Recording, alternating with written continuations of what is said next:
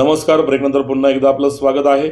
पंकज कोदरे यांचे जनसंपर्क कार्यालय जनतेसाठी मजबूत आधारस्तंभ ठरेल. मुंडवा भागातील नागरी समस्या सुटण्यासाठी त्यांना सर्वतोपरीची ताकद देणार असल्याचे प्रतिपादन शिवसेना पुणे शहर प्रमुख नाना भानगिरे यांनी मुंडवा केशवनगर येथे बोलताना केले.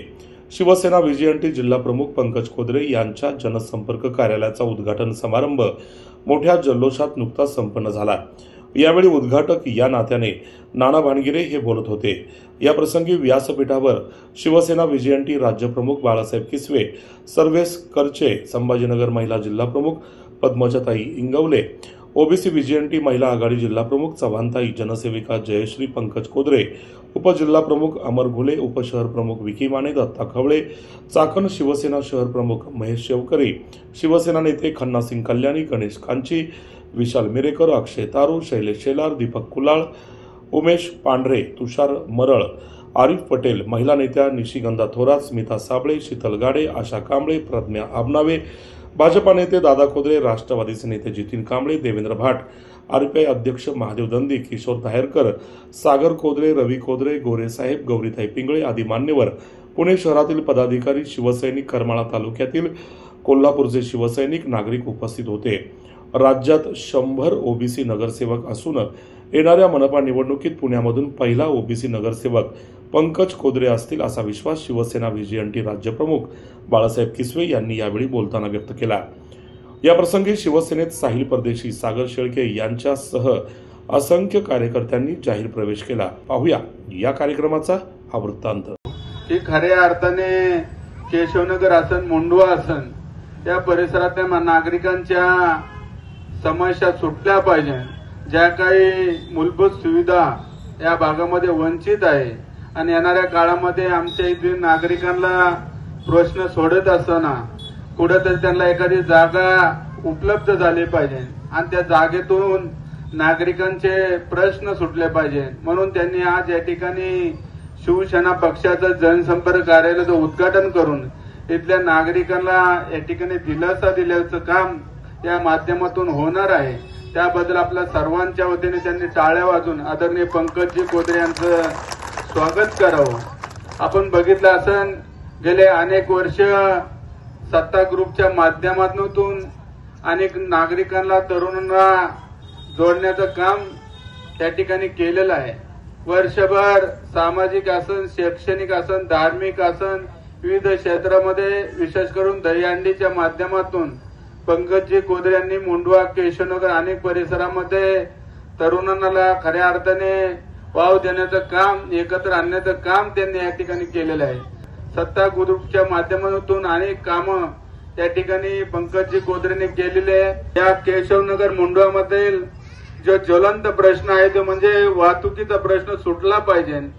भागामध्ये पर्यायी रस्ते झाले पाहिजे. त्याचबरोबर पिण्याच्या पाण्याचा प्रश्न या ठिकाणी सुटला पाहिजे. म्हणून अनेक जण आमचे महायुतीचे सर्व जे काही व्यासपीठावर बसलेले सर्व मंडळी आहे अनेक वेळा प्रयत्न करीत असतात.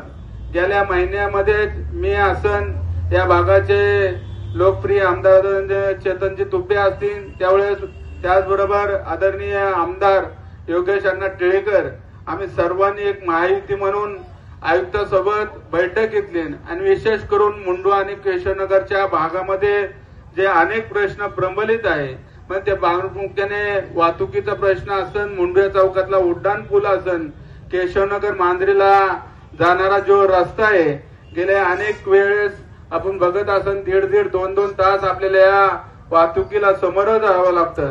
म्हणून रस्ते रुंदीकरण झाले पाहिजे. मुंडवा चौकामध्ये उड्डाण पूल झाला पाहिजे आणि तो उड्डाण पूल असताना मुंडवा गावाचं कुठेही त्या ठिकाणी जे देखपण आहे ते केलं नाही पाहिजे. नक्कीच भविष्यामध्ये पंकजदादा कोदरेंचा विचार केला जाईल आणि या महापालिकेच्या माध्यमातून त्यांना पुढे कसं आणता येईल हे आपण सर्व मिळून करूया. शिंदेच्या कालावधीमध्ये जेव्हा या राज्यामध्ये 2022 साली प्रचंड मोठ्या पद्धतीने उठाव झाला आणि त्या उठावातून एक राज्यामध्ये राज्य निर्माण झालं आणि एकनाथभाई शिंदेच्या माध्यमातून खऱ्या अर्थानं या ठिकाणी एक शिवशाहीचं खऱ्या अर्थानं छत्रपती शिवाजी महाराजांनी जे राज्य चालवलं की या राज्यामध्ये छत्रपती शिवरायाच्या कालावधीमध्ये इथला लोणारी असेल, रामोशी असेल, इथला छोटा छोटा छोटा छोटा समाज हा सुरक्षित होता. छत्रपती शिवरायांच्या कालावधीमध्ये या समाजाला एक न्याय देण्याची भूमिका होती.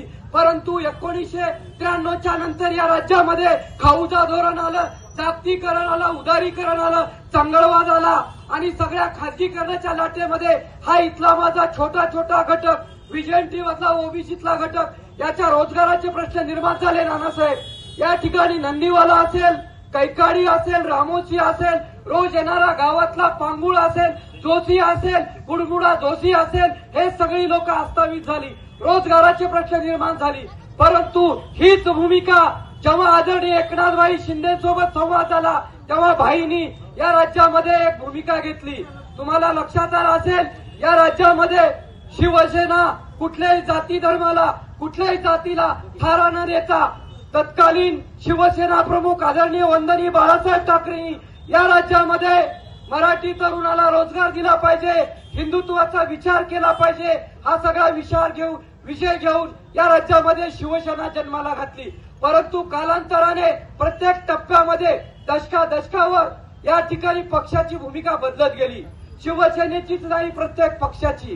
त्यापैकी शिवसेना सुद्धा टप्प्याटप्प्यावर बदलत असताना 2022ची एकनाथभाई शिंदेच्या नेतृत्वात आलेली शिवसेना या राज्यातल्या सामान्य माणसाची, सामान्य पंकज दादा कोदरे यांना आमच्या मुंडवा ग्रामस्थांकडून खूप खूप शुभेच्छा आहे राजकीय वाटचालीस. एक सर्वसामान्य कुटुंबातून राजकीय वाटचाल करत असताना जे काही संघर्षांना तोंड द्यावं लागतं ते जर शिकायचं असेल तर ते पंकज दादांकडून सर्वांनी शिकावं. मन के जीते जीत है, मन के हारे हार, हार गए जो बिन लढे उनपे है धिक्कार. त्यासाठी दादा जे संघर्ष करत आहेत त्यांच्या संघर्षाला नक्कीच यश मिळणार आणि तुमच्यासारखे तरुण सर्व त्यांच्या पाठीशी आहेत. मुलांचं कलेक्शन केलं आणि चांगलं संघटन करून आता एक सत्ता ग्रुपचं एक मोठं काम, कंपनी टाईप काम पंकजच्या माध्यमातून होत आहे. येणाऱ्या महानगरपालिकेला त्यांना कुठल्याही कुटुंबाचा, कुणाचाही सहवास नसताना देखील आज एवढी मोठी ती झेप घेतात आणि ते झेप घेत असताना ते नक्कीच ते विजय होणार, या ठिकाणी मी गवाही देतो. आपण सगळेजण माझ्या ऑफिसच्या उद्घाटनाला आल्याबद्दल मी तुमचा फार फार आभारी आहे.